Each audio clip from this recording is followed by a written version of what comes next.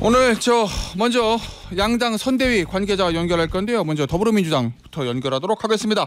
박주민 더불어민주당 선대위 기본사회위원장입니다. 의원님 안녕하세요. 네, 안녕하십니까. 의원님. 네네네. 최근 여론조사 흐름을 좀 보니까 네. 이재명 후보가 좀 하락하고 그다음에 김문수 후보하고 이준석 후보가 좀 잘 나온다. 이런 평가들이 좀 있더라고요. 선거 판세. 민주당은 이 흐름 어떻게 보고 계십니까? 우선 많은 분들이 이제 그 얘기하시면서 듣는 여론조사가 이제 갤럽 여론조사던데요. 예. 그 여론조사 같은 경우에 제가 봤더니 보수라고 본인을 평가하는 분들이 진보라고 자신을 평가하는 분들보다 한 12% 정도 많이 응답한 결과더라고요. 그래서 현재 민심을 이제 투명하게 반영했느냐 이 부분에 대해서는 조금 의문이 있는데 일단 그렇다 하더라도 과표집되는 현상 자체가 이제 결집되고 있다, 활성화되고 있다 그런 또 징표 중에 하나잖아요. 그래서 저희들이 끝까지 긴장을 놓지 말고 열심히 해야 되겠다. 또 이런 생각도 가지고 있습니다. 예. 그래도 이재명 후보 수치 자체로 조금 떨어지는 것 같은 게 나오는 원인은 뭐라고 분석하고 계세요? 아무래도 아까 말씀드렸던 대로 이제 보수층의 경우에 이제 결집 또는 활성화가 되고 있는 흐름이 있고 그런 흐름이 영향을 미치고 있다고 봅니다. 예, 알겠습니다. 결국 이제 마지막 선거 변수가 보수 진영의 단일화 이 얘기들 많이 하던데 어떻게 보고 계세요, 의원님? 단일화할 가능성이 높다고 보십니까? 아니면은 단일화 안 하고 그냥 각자 도생할 거다 이렇게 보고 계세요? 제가 그런 질문 이제 저도 많이 받는데 단일화 가능성이 이제 높다 낮다가 중요한 게 아니라 저희들은 단일화 가능성이 있다라고 보는 것이 맞다라고 봅니다. 가능성이 있다. 그래서 단일화 가능성이 있는 이상 모든 시나리오에 대비해서 저희들은 열심히 이제 선거운동 하는 건데요. 그래서 아까 말씀드렸던 대로 높다, 낮다 이렇게 평가하는 데 집중하는 것이 아니라 일단 있는 변수들을 다 고려해서 거기에 대해서 다 대응하는 식으로 열심히 철저히 선거운동 하려고 하고 있습니다. 아니 근데 사실은 민주당 입장에서는 단일화 안 되는 게 더 선거를 편하게 치를 수 있으실 거잖아요. 현실적으로. 근데 되는지 안 되는지는 저희들이 통제할 수 있는 변수는 아니지 않습니까? 그래서 저희들은 아까 말씀드렸던 대로 가능성이 있으면 그냥 다 있는 변수들은 다 상정하고 모든 것에 대해서 대비하는 방식으로 선거운동을 열심히 하는 게 맞지 않나 싶어요. 만약에 단일화 돼도 그럼 효과가 좀 있을 거라고 보세요? 아니면 효과는 없을 거라고 보세요? 항상 드리는 말씀이기도 하고 또 사실에 부합하는 말씀이기도 한데 단일화의 경우에는 단일화되는 과정하고 단일화되는 어떤 모습들 이런 게 그 효과의 크기를 좌우하지 않습니까? 그래서 이제 과연 김문수, 이준석 두 분이 단일화한다면 어떤 것을 위한 단일화가 되느냐 또 과정은 어떤 것이냐 이런 것들을 봐야 될 텐데 최근까지 나오는 모습들 보면 어떤 목표 이런 것보다는 총리 자리를 제안했다라든지 당권을 주겠다고 했다든지 이렇게 약간의 권력 나눔, 자리 나눔처럼 비춰지는 게 세서 이런 모습으로 단일화된다면은 단일화 효과는 상대적으로 적을 거고요. 그렇게 보고 있습니다. 그 2차 토론 때 이재명 후보가 내란 세력과 단일화다 그렇게 얘기를 하고 최근에도 그런 얘기를 많이 하던데 요거는 아무래도 그러면은 이 단일화의 효과를 좀 떨어뜨리기 위한 사전 포석 이런 겁니까? 실질적으로 이제 아까 말씀드렸던 대로 단일화를 하는 방향, 목표 이런 것들 또 명분 이런 게 굉장히 중요하잖아요. 그런데 이제 어떤 명분도 없이 단순하게 어떤 자리 나눔이라든지 권력 나눔 이런 것으로 비춰지거나 또 실질이 그렇다면은 단일화 효과는 상대적으로 적을 수밖에 없잖아요. 그리고 또 단일화라는 것을 할 때 반드시 국민분들이나 또는 여러 정치 세력들한테 그걸 물어보게 돼 있습니다. 뭘 위한 단일화냐, 그죠? 거기에 대한 답변이 공색하거나 그렇다면은 사실 단일화 효과는 제한적일 수밖에 없기 때문에 저희들이 이제 항상 이제 그런 얘기를 하는 거죠. 단일화는 단일화만으로 효과가 나는 게 아니라 과정과 모습 그리고 명분 이런 것들이 더 중요하다라고 하는 건데 그런 지점을 지적하는 겁니다. 그럼에도 불구하고 일단 단일화 가능성이 있다고 말씀하셨으니까 어느 쪽으로 가는 게 좀 더 부담스럽습니까? 누가 단일 후보가 되는 게. 내부적으로 검토 좀 하셨을 거 아니에요.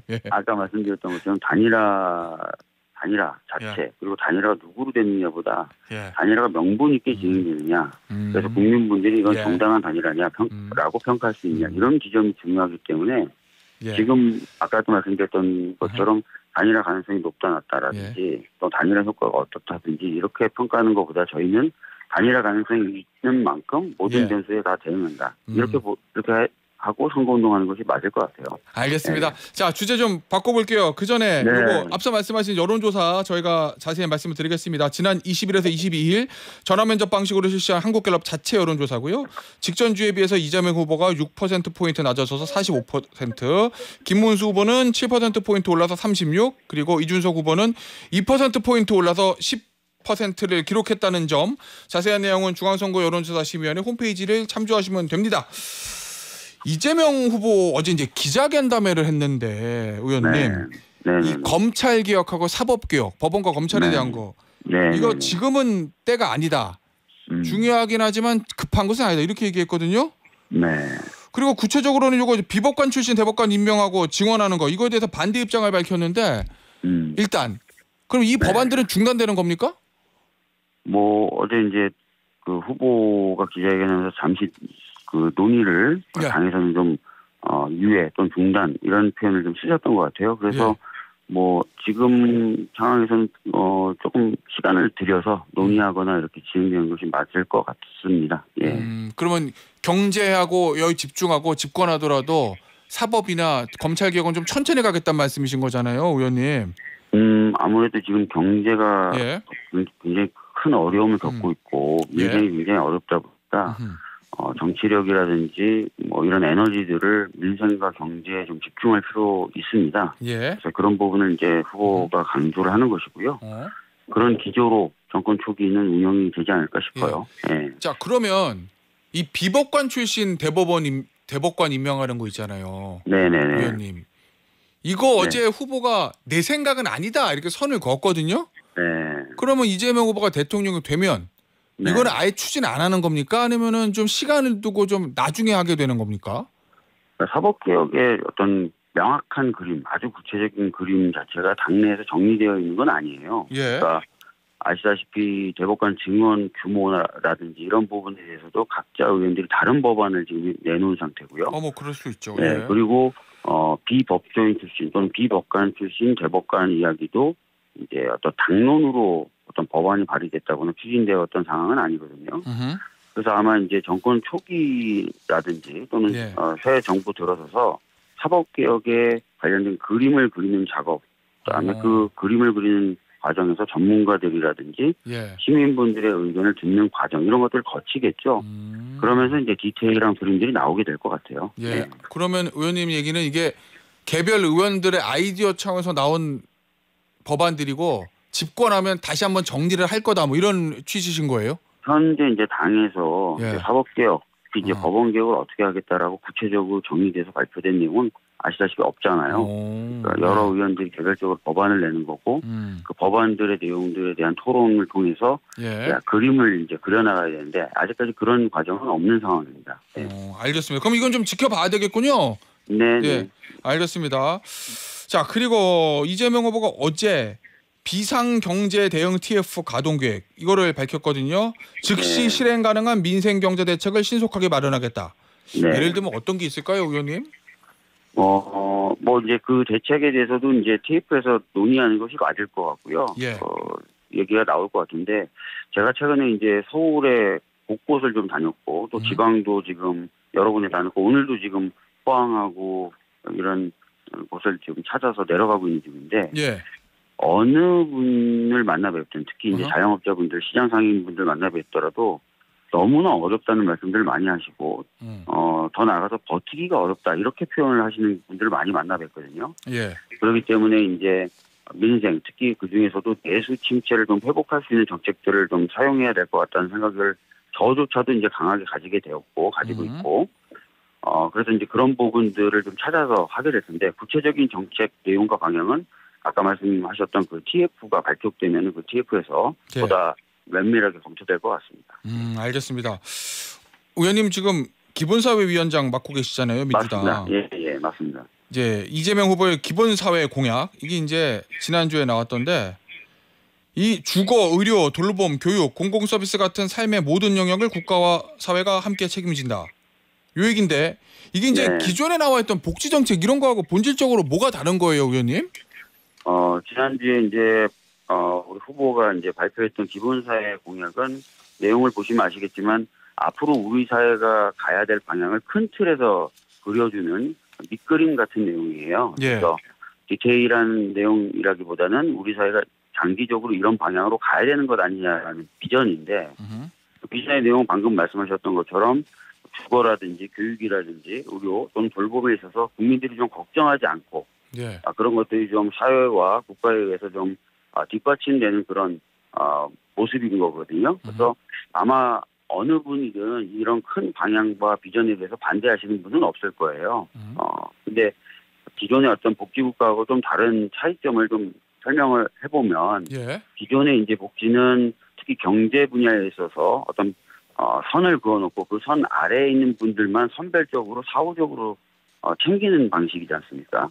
네, 그런 네. 방식을 좀 넘어서서 국민들의 기본적인 삶 또 기본적인 어떤 필요에 대해서는 국가가 선제적으로 그리고 보편적으로 국가 사회가 좀 뒷받침을 해주는 그런 모습을 말씀드리는 겁니다. 예. 자, 그런데 일각에서는 요거 재정 조달 계획이 불분명하다 이런 지적도 일부 있던데 그 부분은 어떻습니까, 의원님? 아까 말씀드렸던 대로 지난주에 발표됐던 내용은 큰 밑그림, 비전, 예. 블루프린트 같은 개념이거든요. 그래서 예. 이후에 이제 공약을 발표하시면서 같이 발표하신 예. 기본사회위원회라는 것이 아마 정부에 설치가 될 예정이고 어허. 거기서 이제 복지 제도라든지 또는 의료제도, 교육제도를 전반적으로 좀 살펴보면서 예. 구체적인 프로세스와 과제들을 정리해 나갈 겁니다. 그러면서 이제 재정